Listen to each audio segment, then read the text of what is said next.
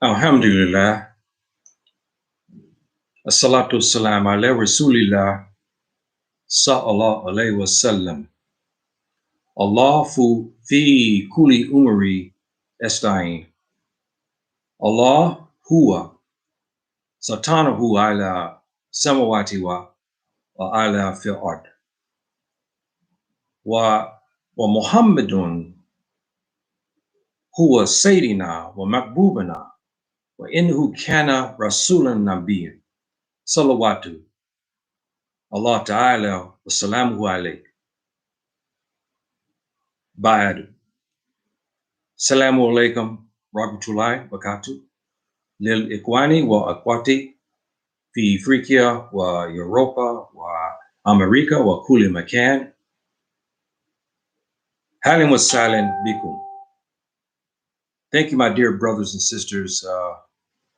Shout out here to my sister Abina. Assalamu alaikum.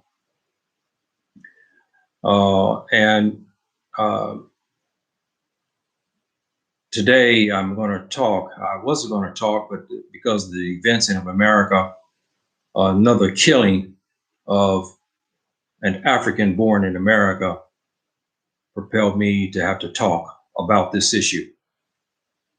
Because the Muslims, irrespective if this person is black, white, tall, rich, poor,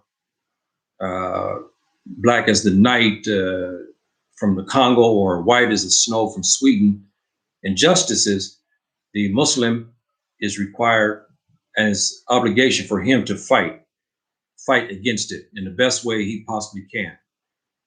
And we have a hadith of our Prophet, alayhi salatu wasalam, who has basically ordered us to do this, to fight in your best means that you can. The events that happened here the other day of the young African was shot by Toubab cop is all too familiar. We know the history of the Toubab cop and his how he started off as the original slave catchers to what we see today. Now, if you look at TV, you see the Toubab cop. He's almost as though he's in Afghanistan. He's fighting wars. And the mentality of being in war is actually what they're thinking. And that war is against the African born in America. And so each of us, regardless if you're Muslim or Rastafarian or Jew or Christian or atheist, you should talk against this and fight it in the best possible way you can. Because these killings of young men, of young African men, is a tragedy. It's a genocide. And I don't know if you have followed me. Some of you follow me on YouTube. I think it was last year I presented a statistic that shows that most black men are killed by Toubab policemen than by their own. That's right. You have more of a chance of dying at the hands of a Toubab cop. Now, for some of you who don't understand the language I'm using here, Toubab is a West African word for European. It's not a bad word. It's not profanity. It's not a term like redneck or something like this. It's actually in the language, and you'll see it in the Sierra Leone or Gambia. This is from this language. So I use the word Toubab to describe the Europeans. But before I start on that, I have to talk to you about because there's a lot of talk about the Muslims and why are they quiet when they see these type of injustices. And even they are African American, Africans born in America, but they're Muslims and they don't talk. Now we know there's some brothers that do talk. My brother there in Atlanta, Georgia, Bilal Stroud, I think he changed his name now.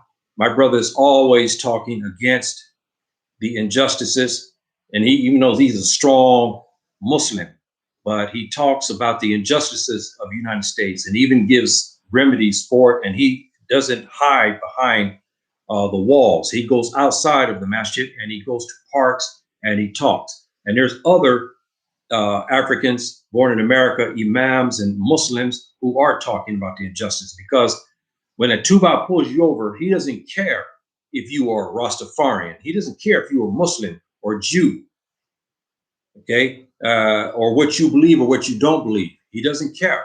He sees your skin color and that's it. And that's what propels him to take the actions. So I'm going to talk to you about the Muslims in the early period, and then I'll jump to the topic at hand, which is about the killings of Africans born in America. And again, I know some will be wondering, Yahya, I don't understand this. You are a Muslim. Why are you talking about issues like this? Because it is a Muslim issue. Injustice is a Muslim issue. And I will show you this here, inshallah, in a few minutes to give you a backdrop and why I'm talking, and I have been talking. If some of you have followed me recently, I have had, I talked about our late brother, ancestral great brother, Malcolm X. Well, he was a Muslim, but you saw he was a champion for all African people and for injustice. He fought against injustice everywhere.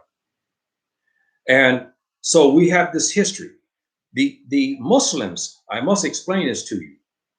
From the early beginnings of the religion, they fought for other people, namely the Jews.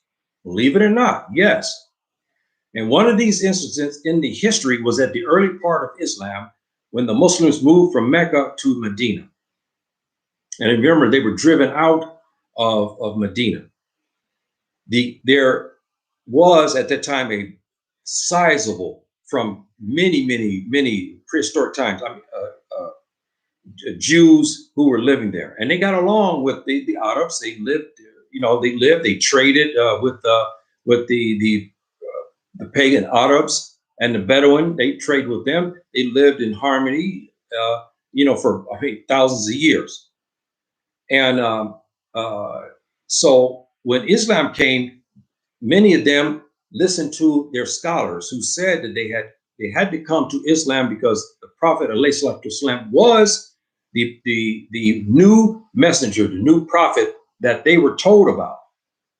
But there were some of the Jews who were resistant to it. So they had many Jews begin to come to Islam. Some of the staunch, bigoted Jews could not stand that a prophet was an Arab. And we all know, and we've talked about this, if you've seen some of the other programs like on Saeed, Abu Bakr's programs, we had Islamic talks, we talked about this issue of race, about the Arabs. And Prophet ﷺ was not a white man as he is depicted. And we cleared this myth up. I'm not going to do that here. But they had this distinction. They did not want the Jews to come to Islam. So they began to fight the Jews and they called them apostates. The Muslims gathered and went and helped their brothers and brought their brothers to the Medina and protected them against the Jews. And when the Jews sent the emissaries to come to take the Jewish converts to Islam, new Muslims, back, they fought them inside the Medina. There was scuffles, not a war, but there was scuffles, and there were talk and so forth and so on. But the Muslims protected their new brothers who now had converted to Islam. So that was one of the first incidents that we have, that Muslims went to go fight on behalf of, again, Jewish individuals, Jews, that's right. And so we showed this injustice, and the Muslims are required to fight injustice. If anyone reads the Quran, even if you read English, you'll find excerpts inside the Quran that Subhanahu wa ta'ala has talked about justice and injustice. Our prophet, if you read many of the hadiths, he talks about this injustices and justice. And so how are you supposed to fight it? And so this is not nothing new. It's there. But the Muslims today are weak. We know that. The Muslim state is weak. They can't fight anything. They can't fight, they want to fight among themselves. They are internally, there's a lot of internal problems. So therefore, they cannot fight any injustices anymore. But I accept one exception, which I take my hat to. Gambia. Our brothers in Gambia fought the Myanmar government. Now, I don't know if many of you know that. You know that the woman who was disposed of the coup d'etat in Myanmar, the Toubab governments praised this woman who's bigoted against the Rohingya, who are Muslims inside Myanmar, and she allowed a genocide to occur. Well, she was taken to court by our brothers, by the Gambian government. Our brothers as Muslim attorneys, again, even though these were Muslims, but they took the Myanmar government to task in the UN and sued her, and it was a judgment rendered against her. So at least Gambia did something. The other ones gave lip service. They didn't say much, and other ones are uncovered. They cannot say anything, or maybe they did talk in private. I do not know. But outwardly, they didn't do anything. Gambia was on its own. They went and filed the case against the UN. So it shows in modern times that some Muslims will do this, and there's probably some other cases as well, but we just don't read about that. The second known incident was a famous incident.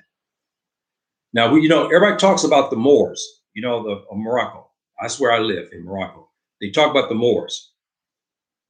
And there was a famous situation that led to the invasion of modern day Spain, which the Muslims call Andalus. And I classify Portugal and Spain as part of North Africa because of the DNA and because of the Black people have been there for a long time. And I consider Saudi Arabia, Yemen, Oman. If you look in the Arabian Peninsula, that is part of East Africa because of the strong African DNA clusters that are in majority of those people there. So I consider them to be African people, and I consider the East Africa as part of Saudi Arabia, Yemen, and then and Oman. And speaking of that, it's funny. Palestine is member of the AU. Yes, many of you may not understand that, but they are a member of the AU. Now you wonder why.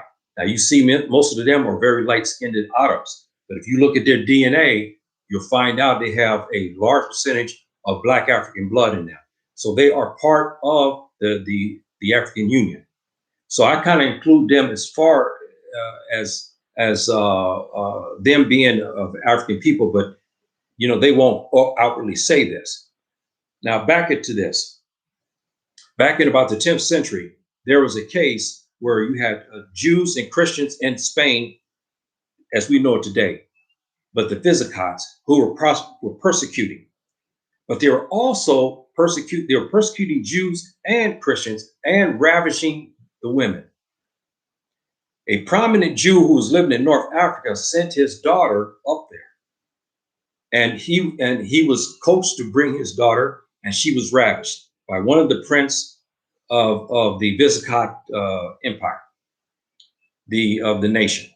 And she was ravished like many others. When word came down that she was ravished, he went to the Muslim Sultan and told in a letter what happened. He then in turn sent spies and so forth to see if these injustices were actually occurring. They found out it was the case. Jewish women, Christians also, who did not take the type of Christianity that was famous among the Visigoths, or matter of fact, some of it, they were just thrown out. Now, if you look at any of the history of some of the parts of Europe, they had some very, very strong, in some ways, their religion was far, far harsher and far devilish than anything that the Africans can create. But the Sultan at that time then empowered another smaller emir who was in Morocco to come and gather army. So he did. And guess where he went? He went to the Senate, Gambia region and gathered an army. And anyone heard my talk here a couple of weeks ago, I talked about what the Visakat historian who saw the presence of the new Muslims, the Muslims coming into Visakat to fight them. And he described them as coal black, and he described their horses and their swords and so forth. So they came in, of course, as you know, they conquered it and it became Andalus. And so the Moors became famous, but you know, as history is have it, the Moors are now been classified as white. Incredible, isn't it? But we know them to be as black people. So anyway, that was the second incident. Again, over Jewish injustice, we went. Then the Murabi at this time came back into the area. The Muslims already had this area, but the Muslims now were weak. And you're talking about 1020 AD. And they were weak. The Murabi were in Morocco, and then he went part of the Sini Gambia region. And again, our brothers, ancestral brothers, and they formed a Jamaat in Arabic, but a group where it was straight Quran and Sunnah and jihad, the right jihad, not the jihad that we understand today, because it's not jihad that we see these groups who are killing innocent people and bombing and kidnapping and all that. That's not jihad. That's criminal. But that's another matter altogether. But they formed the right jihad. It was injustices going on. The Muslims are weak. And we also know that the Visakat up north of Andalus now, because they were driven out of, as we understand, Spain today, and driven up to the north, they were persecuting. They were persecuting some Christians, and they were still persecuting some Jews, and they also were doing injustices to Muslims. The Murabi had enough, so they came back in to reestablish a Muslim rulership, and they did. And this went on all the way to the 1400s, of course. Then they were defeated because they got weak. And after that, I want to talk about another famous case, and we get into the case at hand. Sultan Berbers. If anyone knows of the history, if you remember the Mongols, you know, they almost literally destroyed Islam and all the Muslim states as we know it those days. They were almost close to actually destroying Islam and wiping it out. And they wiped out, I mean, thousands of thousands. They killed mercifully. Well, Berbers was the Sultan, and he got together with another famous Mujahid and Kotos. And this Malaluk rulership then defeated the Mongols. But before that happened, there was an incident. Again, we showed the Muslims fighting for injustice. Because the Muslims were weak and the Mongols had really done their thing, okay, they were really strong and they're powerful. The Christians figured they can do what they want. So they began to go in the forest and they find young Muslim girls. They were handmaidens. Some were very poor, and they would take the clothes and so forth, and they go get water, they go clean clothes and bring it back into the city and so forth, because there were streams inside the forest areas and so forth, what we call oasis and stuff like that. These it was one perverse Christian prince. He couldn't settle for the prostitutes inside the Christian empire, so he wanted Muslim girls, virgin Muslim girls, young, to ravish. So he began kidnapping these young sisters, and he began to ravishing many. When one of the mothers came to Berbers and told him what was happening, Berbers formed an army, to rescue approximately between 5 to 10 girls who were kidnapped. So the Muslims went to war with the Christians because of 5 young sisters. They were poor, dirt poor. Some were handmaidens, and they went to go fight against the empire, the Christian empire, and they whipped their butts. And they freed the girls. And the prince who was responsible for ravishing the young girls and kidnapping them inside the forest with his band of thugs. They were defeated and he was slain. Matter of fact, Beavers slain him in a one-on-one battle. And Beavers sought him out and destroyed him, essentially, literally destroyed him. And the girls are freed. So I just show you that the Muslims do these things. And we have also in the history of the revolts, of slave revolts, all the way from the United States to the West Indies to South America. We had Muslim slaves who helped their brothers and to fight against the Toubabs, okay, against the slavers. We have that as well. And we have well documented proof of that because we found documents written in Arabic that they were using to transport to other plantations to communicate with one another, because you have Muslims, and most of the Muslims were literate, because once you became Muslim, you became literate because they teach you in school. So Muslims had a long history of that. So now we get into the case at hand. As I described, I gave you a brief history. The Muslims will fight for injustice. That's why I'm talking now, because I'm a Muslim, and the injustices inside the United States continue to go on. From the time I was a boy till still, I'm an old man now, and we still have the same problems. The recent events are troubling in the fact that these Toubab policemen have become so devilishly creative in the way they kill us. I was astonished when I got up, and matter of fact, I had gotten some news about what happened, from America about this latest shooting, and then I heard about the excuse that was given by the Toubab policeman who shot our young brother, and the excuse was almost, I didn't want to laugh, but almost laughable, because anybody who knows the law enforcement officers in the United States, federal or local state officers, the weapon is like a part of your hand, because you handle it so much. You know the difference between that and a taser. There's a difference. Bottom line, there's a big difference. And when you grab the gun, you know it. The gun has something. And as a matter of fact, the pagan European cults had a term for this. They call it the riddle of steel. I don't know if any read this, but I've read a lot about people's histories all over the world.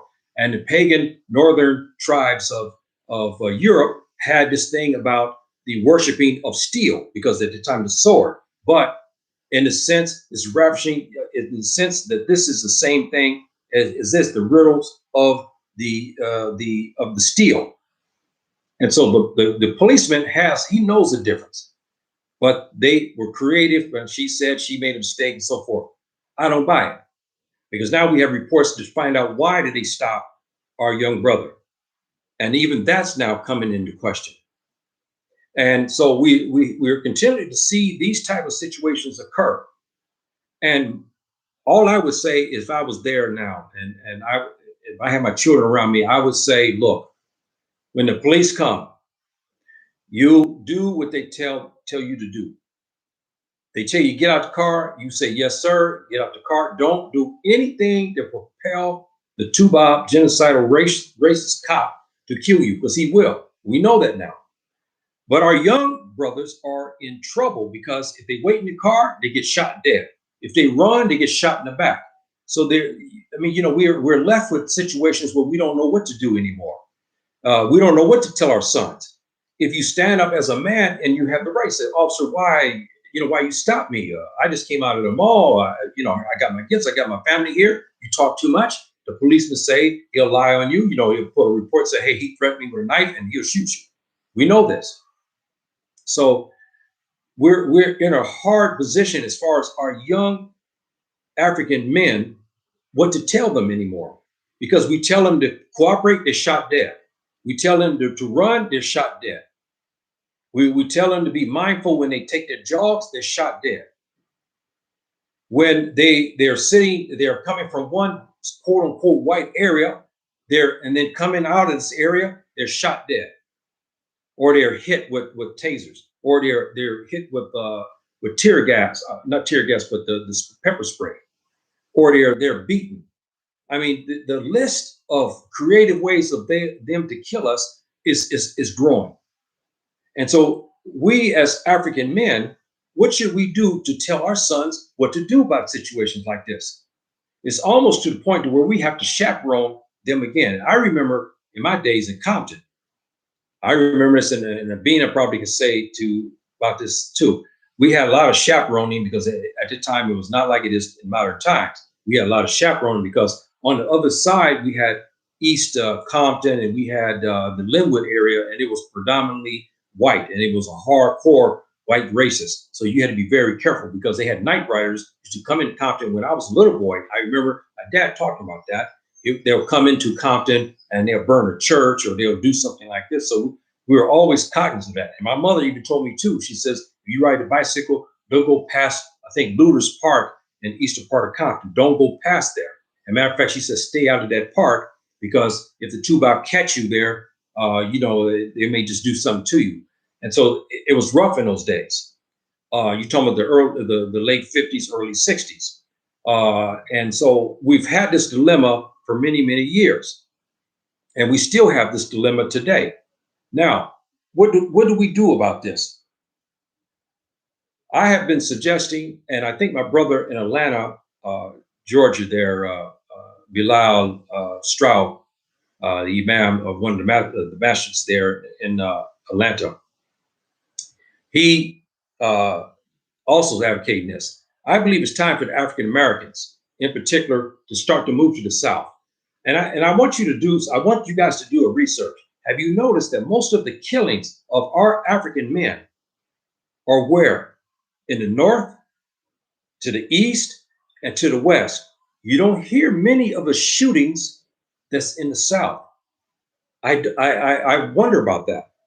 You hear most of the shootings in the big metropolitan cities in the East, the Midwest, the North, and of course the Northwest, and then of course in the West.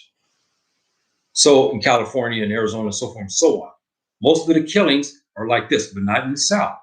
I still advocate that the brothers should begin to think about moving in unison to the South and carving out the 3 states where you be majority, because it will give you more of advantage to stop some of the marauding that's been going on now for hundreds of years by the Toubab police. I know my African brother in Gambia, me and him debated about this issue. He said, no, if we are all in one area, it's easy for them to get us. Well, we're all scattered across the United States and they're still killing us, right? Think about it, they're still killing us. So what should we do? We stay scattered as we do. Some are in St. Louis, some are in Seattle, some are in Los Angeles, some are over here, some are over there, and they're being shot. But I saw that the ratio of Africans born in America being shot in the South is much lower than that in the north of there. That's a very interesting thing. You should research that. I surmise that we should start going down there to live. When you begin to flood these areas, you become the police chief. You become the superintendent of the schools. You become the bank president, and you become the infrastructure managers and the chief of police. Therefore, the African American is living in a time when I grew up where we could walk freely. Okay, now you can't do this.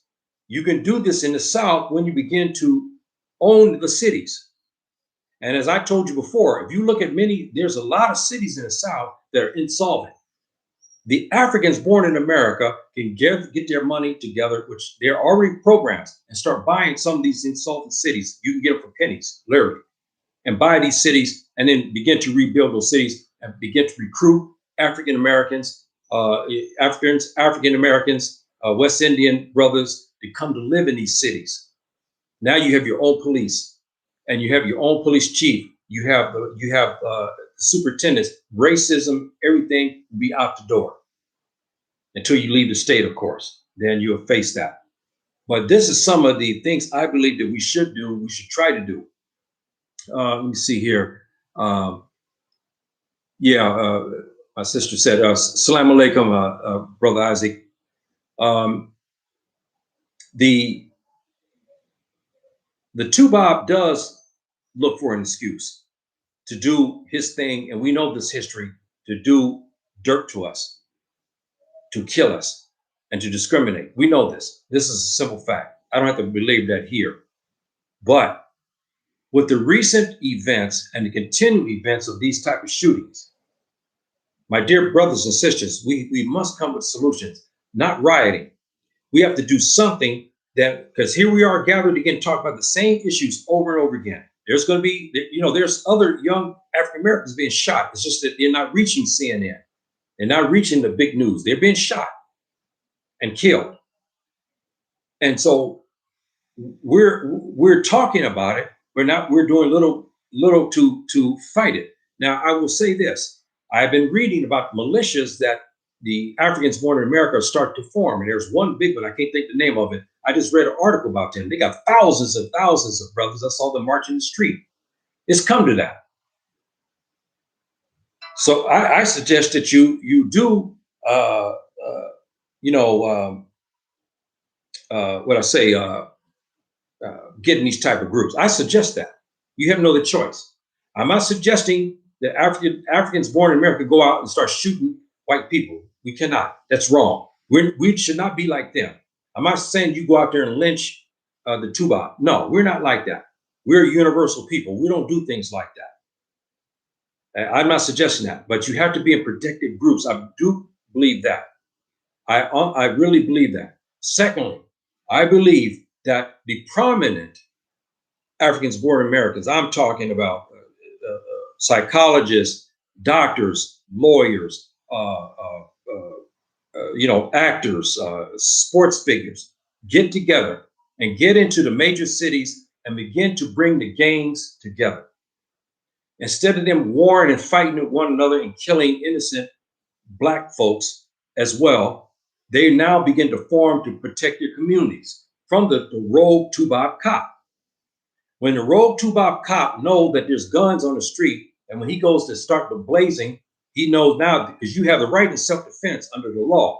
If you see this Toubab cop and he's going to shoot you for no reason, we have precedents for this. He gets you, he see you standing there on the corner. He said, you know what, I'm going to get these two NIGGERs.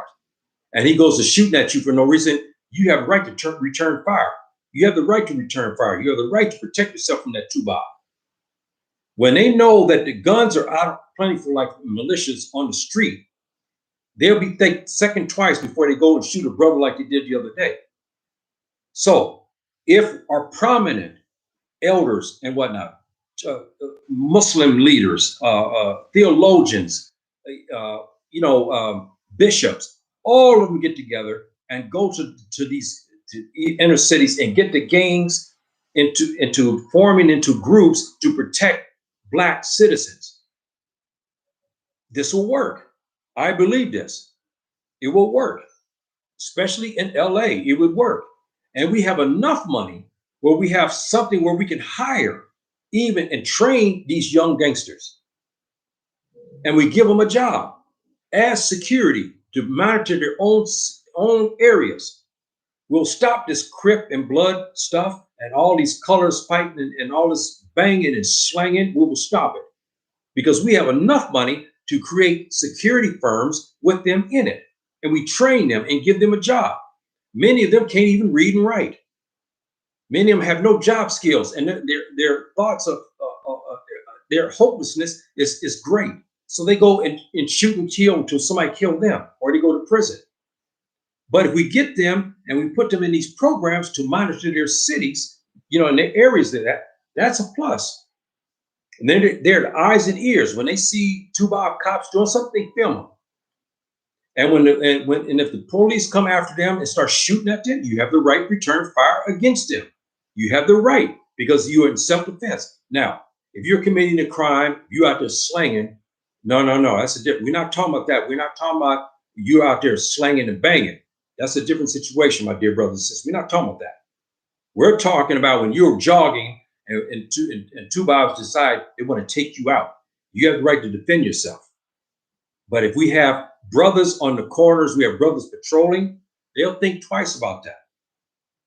And speaking on a sad note in some regard, but I have kind of mixed emotions. I heard they just killed a couple of policemen in a car.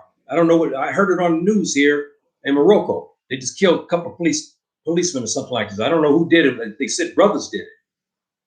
I'm not advocating that.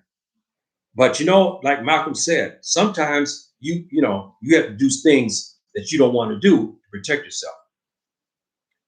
The third thing, if you cannot go to the South, if you cannot formulate your way, come to Africa. If you can, come to Africa. Many are doing that. Come to Africa. If you cannot stand it there anymore, you make your migration to Africa.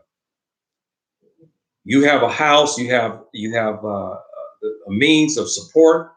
You take whatever you get for your house, 200,000, 300,000 US dollars. That'll go a long way in Ghana. Oh boy, it'll go a long way in Senegal.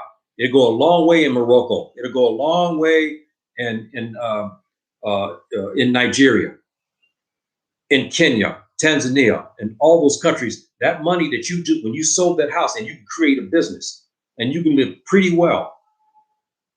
And some of our older Africans born in America, like myself, you have Social Security. Even if you only get 900 per month, that 900 goes well here in Morocco, especially in Gambia and places like that. That 900 goes a long way.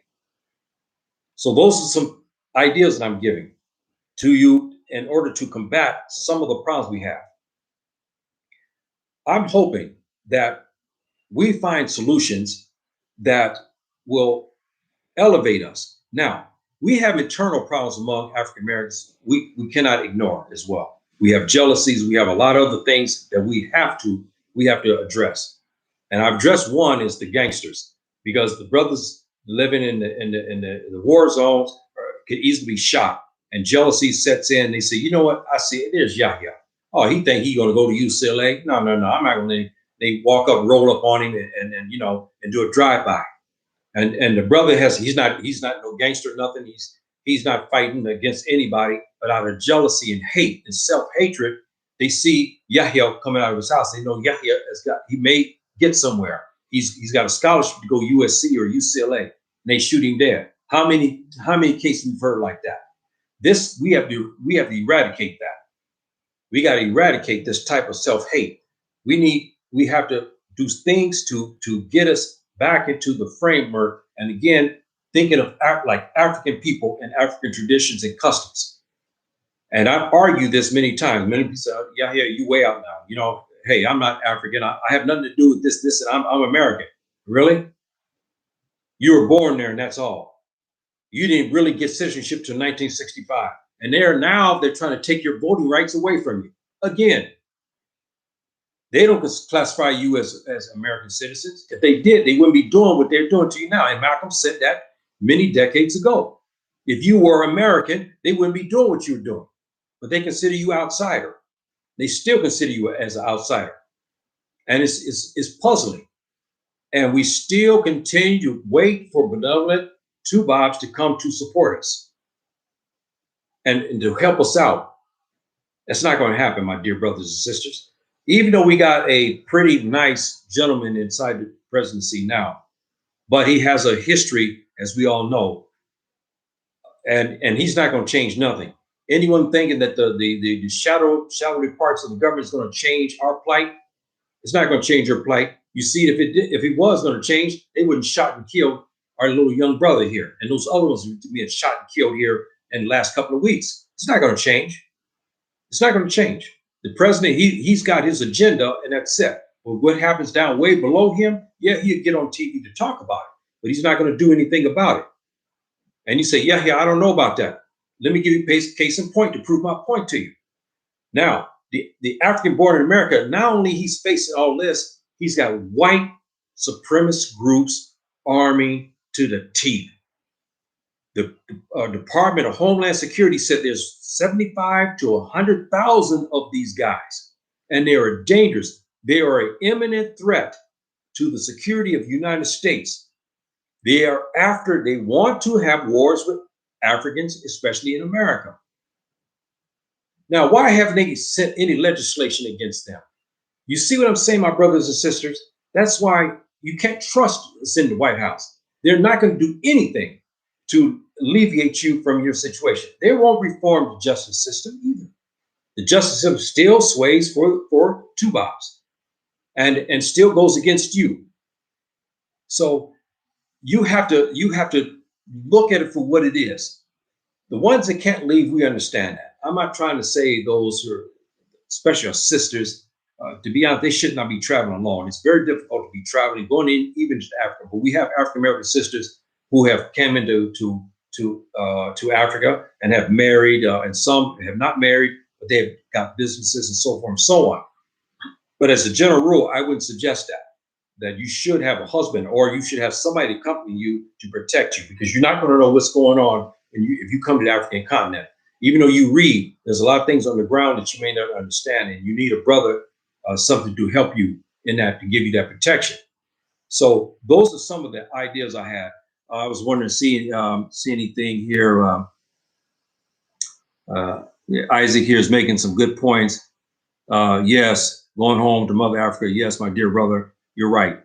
And you know, being a my dear sister, she talked about Tulsa, 1921. And if you remember that case in Florida too, where they burned out the brothers over an allegation by a Toubab woman who claimed that she was being ravished by a brother, and they wouldn't kill, I forgot how many African Americans in Florida.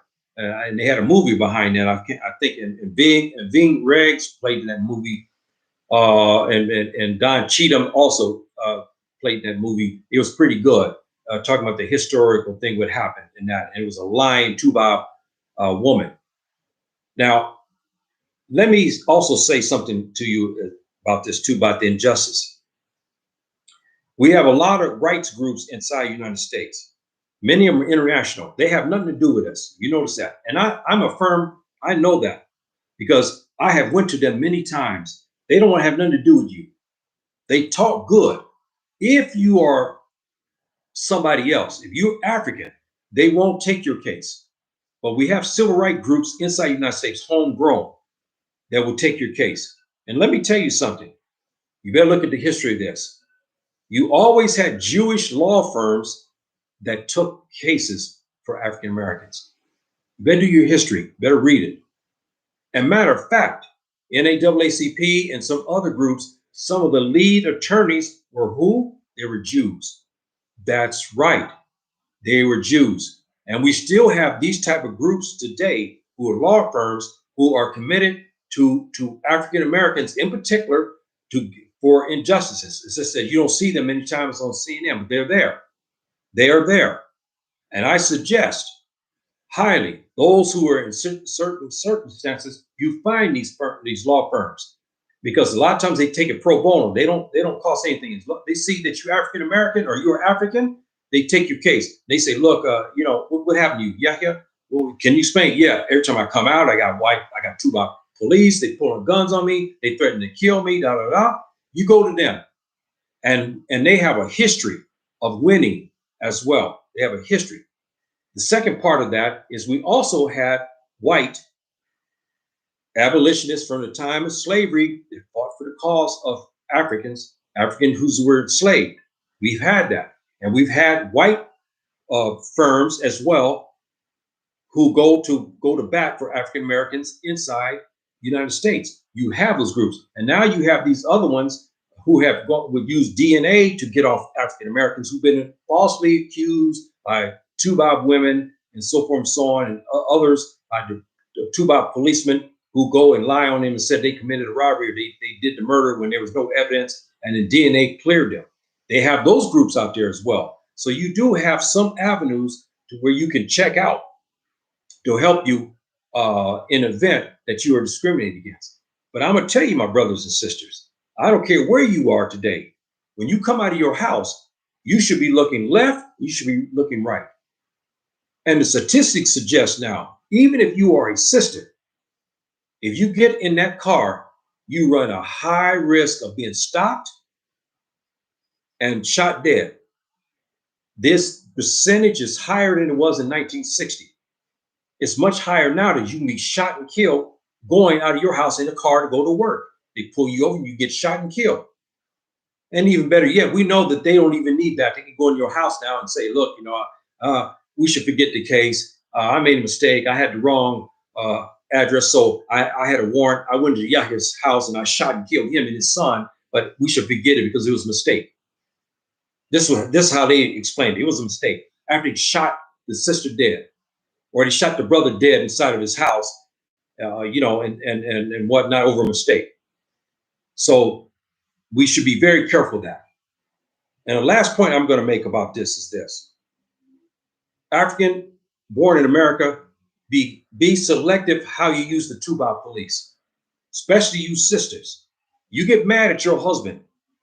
Be very prudent in what you are doing before you go to the Toubab cop. I can remember almost 10 and a half years ago that our sister, who was arguing for weeks with her husband, they were arguing. The devil entered her mind and her heart. So what she did, when he was upstairs taking a shower, she called 911. And the police came. They came in the door. He come out. He had his, his razor blade, and he even stuff on his face. He said, "Who came to the door?" When he comes down half of the stairs, he saw the policeman, and they shot him dead. They claimed their life was threatened. Why did the sister have to do that? She shouldn't have called the police because they're arguing. We've had other cases like this now too. We have sisters doing this a lot. We have to be more prudent when we use them. Now, if you're getting beaten to death, sister, please, you do what you got to do to protect yourself. We're not talking about that. But you have simple arguments. Don't go to the Toubab.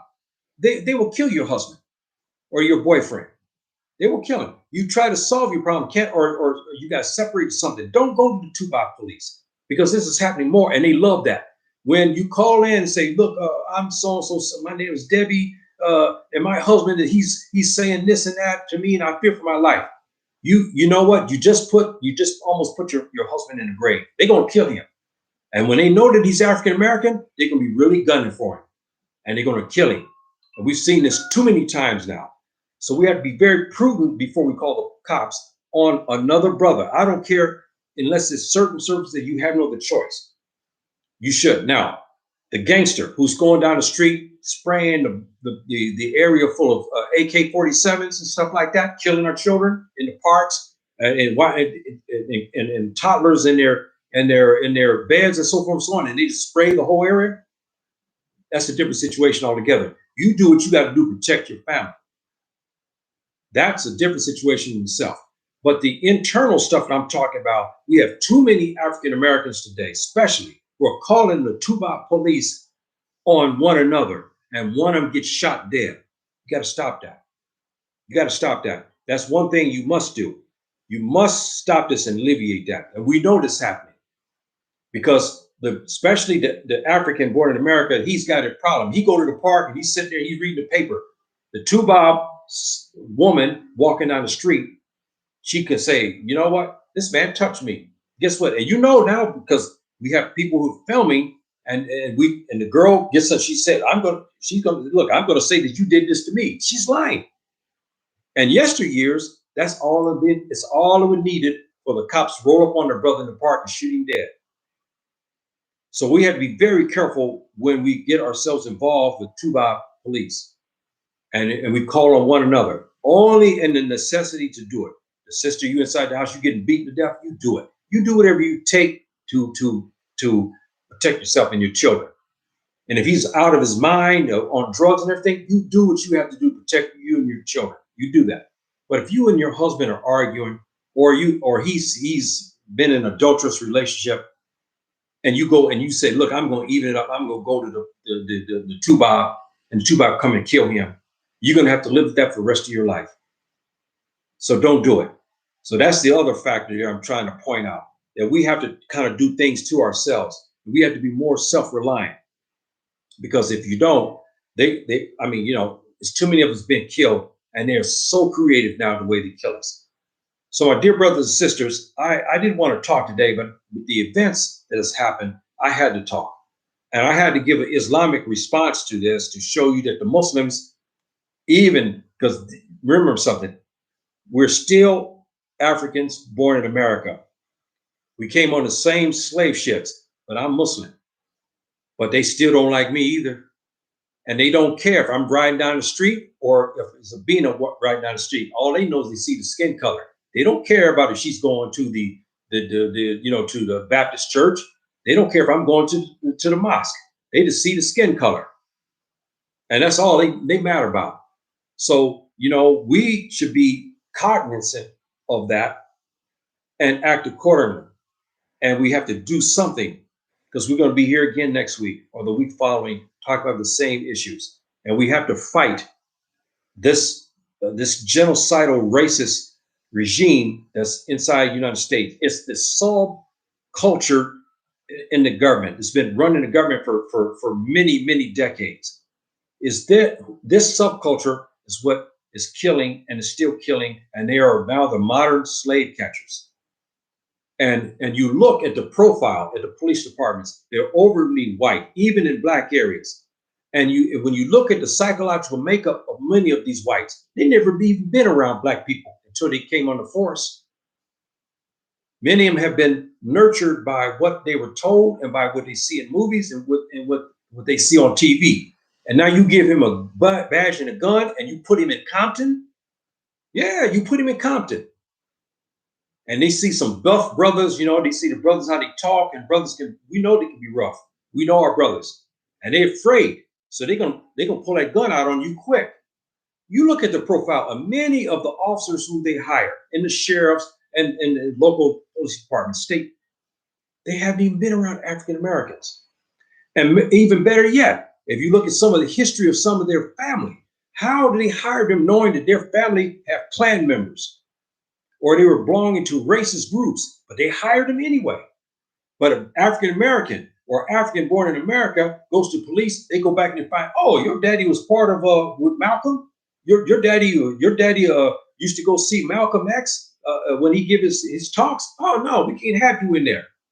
But yet still, when they interview old Timmy, he's white, and they go back to his history and found out his grandpappy was the Grand Wizard in Oklahoma, or or some of his relatives were of some other clavern in Indiana or Kentucky.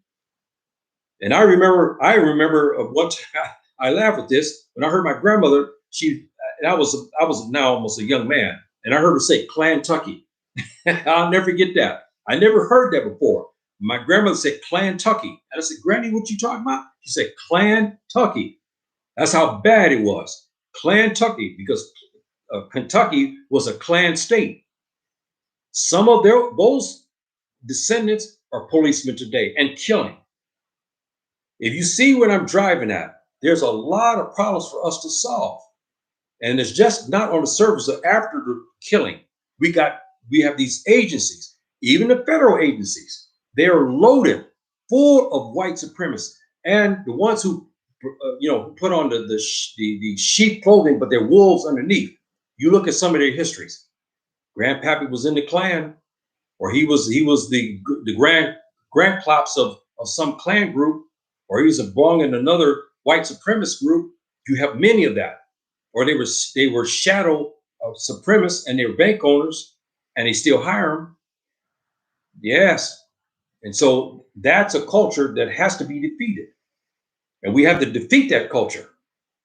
And we have to get education and we have to do something. But I still strongly suggest, our brothers and sisters, the ones who can do it, start moving to the South. I want you to do your research. There's far more incidents of police Toubab killings there than it is to the north of the South. Funny, isn't it? Here we had the slave states. But our people many of them are in police departments. But there's something that's there that prevents this type of thing. Now and then, every 5 or 6 years, you hear of a lynching, and they get the good old boys. They get them. They don't get unsolved like it used to be. Now they get them. But you have very low incidents of the brothers being shot dead many times in Mobile, Alabama, or Jackson, Mississippi, or Atlanta, Georgia, or Natchez in Louisiana. Very few of these cases in the South. Why is that? That should be a wake-up call for some of you brothers and sisters to start moving to the South.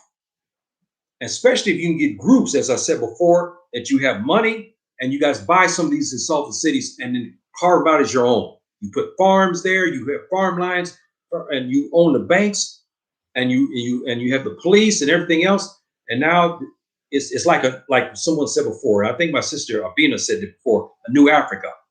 It's like a new Africa. That's what I'm talking about in the southern part of the United States. A new Africa where the African Americans and Africans born in America are there, and they're in unison, and they're a majority. I think it can work. I think that'd be one of the first steps that can give us some sort of liberation.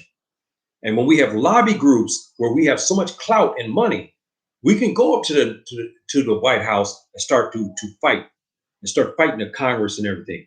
And that's one more thing, and I'll quit at this. We look at our congressmen, the senators. That is a big problem. How do we vote those people out? Some of them are hardcore racists. That Mitch McConnell, the Republican, the head, I forgot what they call them. Remember, it was last year when he proud. He said what he did to Obama. He said he made sure in his 8 years that he would fight every legislation that our dear brother tried to put forth, and he did. Now, we can take issues with him on other things, but he tried. But because of the shadowy parts of the government, he could not get things done. But Mitch McConnell admitted to his racism. We got to get those people out. Because if you don't get past the infrastructure, we're going to have these problems continuing, because the infrastructure is controlled by the white racists. And as I speak now, I know that the Toubab, we know what they're doing. They said black extremism, okay? Now I'm talking against them for what they've done. I'm talking against what they've done to my ancestors. I'm talking to help the brothers and sisters. They say this is extremism, but yet and still, there's Toubabs who may be plotting to kill, but they don't call that extreme. And if you look at the news, the FBI, Homeland Security, and other agencies are on the phone listening to the Toubab, the racist Toubab, the Klan, the white supremacists talking about murder, getting people, killing different people inside Congress, going into cities, and very few of them have been arrested. And there's no legislation to stop them. Now let 5 of us do this. Let 5 of us get on the phone and start talking about we're going to take out some Toubab. See what happens. We'll be arrested quick. It's like this. Our whole family's probably arrested. But them, no. They can sit there and plot over and over again. They're admitting they're listening to all this chatter, but they're not doing anything. And this is the way it's been for decades, almost 200 years. It's been like this. They've been protected by the police agencies because the police agencies are one with these white racists because they're white racists too. Not all, but a great majority of them. So my dear brothers and sisters, today I didn't talk about Islam. I talked about the history of how we fought injustice, but I had to talk about it because the Muslims are required to talk in the best way they can, or to fight the injustice as the best way they can. I don't have an army. I don't have I don't have drones. I don't have anything behind me to help me to fight to preserve our dignity in America. I don't have that. All I can do, I can speak and write against them, and that's good enough, and pray in my heart, against the Toubab, the racist Toubab, and that's all I can do, and to enlighten and so forth. That's my war against them. That's all I can do. I don't have an army to fight them. I couldn't fight them, but I'm fighting them in my way. And that's what I suggest that you do, my dear brothers and sisters. We get together and we start doing the things that's right. Subhanahu wa ta'ala will liberate us. But if we continue to do what we're doing, we're going to have this problem. And lastly, and I will close, we have too many African Americans who are with the Toubab, have joined the Toubab against you. We know that. And that number is growing. It's really sad. And they're everywhere. And they have joined the battle with the Toubab against their brother. There's many of them, many of them. Those we have to talk against as well. We got to call them for what they are. And you heard some of my talks that I call them down the river Negroes. That's what I call them. That's what I call them. And that element is also prevalent inside even the police departments as well. We got some strong brothers there, but we have a lot of brothers too that are down the river. They're down the river house Negroes, and they're assisting the Toubab. And we have many of now undercover working in masjids, working in churches, going into black groups to fight against you there. We have many of them, and we have to talk against them. And I consider them as apostates. Apostates not from religion, but apostates from being African, because the African tradition does not hold for that. And if you look at the tradition in Africa, and I can give you an example here, it's like in Morocco here, where you had one of the prominent, the Sadiyin, when they were fighting the Portuguese, they were driving the Portuguese out of North Africa. The king, the Sultan, even his own brother was bought and paid for. And he assisted the Toubab against the Moors. That's right. And he was a black man, coal black in color. Yaqub Mansour is his name, Sultan, the Sadiyin dynasty, which was about the 16th century. And he killed his brother because he knew him to be a traitor. He got him. He was on the battlefield. He knew he was assisting the Portuguese, and he killed him. See, and so we've had a long history of these type of downriver Negroes. So those people would have to be talked against. So my dear brothers and sisters, I talked a lot today about this issue, and please, if I offended anyone, it's not my intent. But on the same token, we have to talk harsh about the events that's transpired. We cannot allow the Toubab, the racist Toubab, to confine us into one box where he can do what he wants to us and say what he wants, but we can't talk against him. And it's unnatural for us to go want to kiss his boots when he's used his foot to put a foot up in our, for 400 years. So we should talk against him. And so this is my talk today about that. And inshallah, I will return back to the Islamic principles and so forth that I've been talking about here the last couple of weeks. But I had to talk about this, my dear brothers and sisters. And like I say, I'm hoping that you find peace, even if you're there in the United States. And please, my brothers and sisters, watch yourself when you go out your house, please, because it's so dangerous. And when you get in your car to go to the store, you be very careful, because they're just killing too many, and too many people are being stopped, and too many people are being hurt. Too many are people being hurt now. Please, I suggest that you stop and stop and watch and look and be observant. Don't be absent-minded. You just get in the car and you think everything's okay because something happens where you get stopped. Brothers and sisters who showed up today, please, I want to thank you for showing up. And like I said, we have to do something, and I'm hoping the Subhanahu wa Ta'ala will find it to relieve us and give us liberation in the United States in particular, and even in Europe. And I'm gonna tell you something, and I'm closing. Our brothers there in Brazil, they're going through as a lot like you're going through there in the United States. They're being shot and killed as well, and they're discriminated. Harsh discrimination in Brazil as well. So keep your prayers up for your brothers there as well in Brazil. They're really suffering, and with the virus and everything. But my brothers and sisters, keep up your prayers and keep asking Subhanahu wa Ta'ala to give us liberation everywhere, and to protect one another. Try to find ways out of your jealousies, because the jealousies hurt us more than anyone else. And the crab and barrel theory, it really is among us. We have too many brothers and sisters who pull down our brothers who try to get ahead in the barrel to try to climb out, and they pull back down.